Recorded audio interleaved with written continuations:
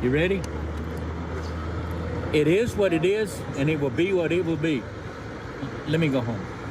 Okay? Is that all right with y'all? It is what it is, and it will be what we will be. I will keep fighting forever. I won't stop. Just want to go home after all that. Kathy Lowthorp is the attorney for George Allen Kelly. She joins me now. All right, so Kathy, you and I spoke a little bit about this today. The story is insane. He calls the cops, they screw up this investigation, then he goes on trial for murder?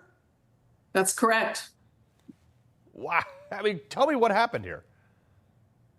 Well, I don't know. It's a very big story, but he did try to defend himself. He contacted the authorities just like he was supposed to. His first call went to the Border Patrol liaison, which they had a personal cell phone, working cell phone for the liaison. And due to mix-up, but people came out and searched his property and didn't find nothing. And they later left, and then my client, after a nap, went back outside. His dogs alerted to a body. And so hold on, Kathy, I gotta stop you here. It's a big the authorities, story. Yeah, the authorities come in, they search the property, they don't find anything, and then he finds the body that he didn't shoot, obviously, but the authorities were somehow surprised by that. Yeah, and they tried to justify it by saying they didn't really search it, but they were spread out just like a normal search would be that an officers would do. There were about 4 of them at least spread out, combed this property, this area, and they went all the way back to the ravine, which is what they call the arroyo. And they didn't find anything. And when they located Mr. Kelly on his property, coming back from his barn, they ultimately left. They covered the area where the body was later found and blamed it on the grass that was high.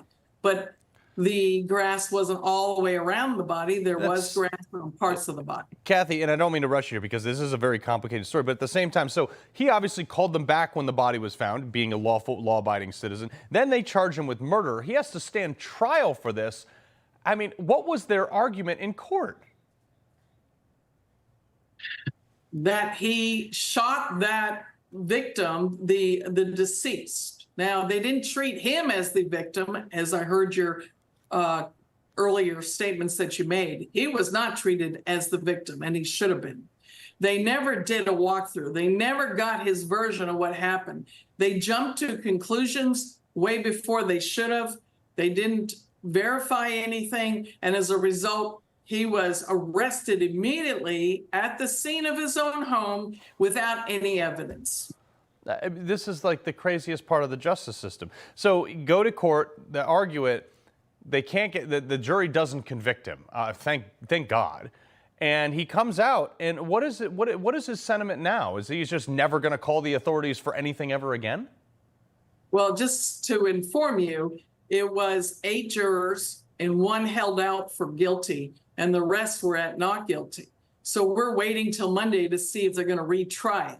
So this case is not yet completely done, and we don't know if the state's going to dismiss or retry it. So, I mean, this is our justice system, and sometimes it absolutely sucks. But I mean, 7 find him not guilty, 1 find him guilty, hung jury, mistrial, and now. So, what is his sentiment right now? I mean, obviously we couldn't have him on because he's still pending this whole motion. Right. What is his sentiment now? Is he worried about this? No, I think he feels very comfortable with the facts. The state never proved beyond a reasonable doubt any part of his guilt. Yeah. And there was not a piece of evidence against him.